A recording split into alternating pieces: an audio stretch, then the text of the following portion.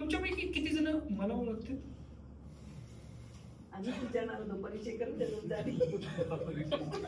हे वधू सूचक मंडळामध्ये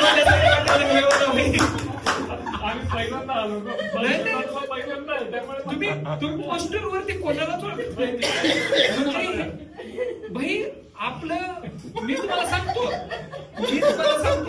ह्या शोची रियालिटी सांगतो.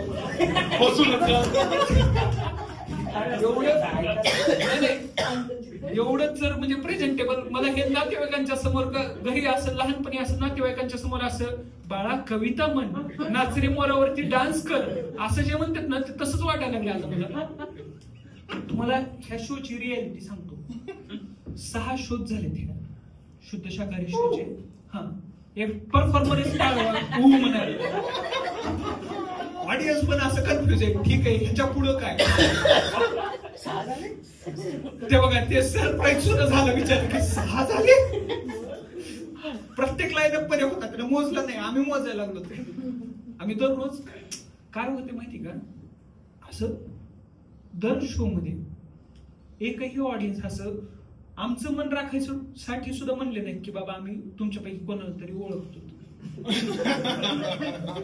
ऑडियन्स एकत्रितपणानं विचार करते की आपण ह्यांना खरंच बोलायचं, आपण ह्यांना उगाचच अपेक्षा लावून ठेवायच्या नाहीत.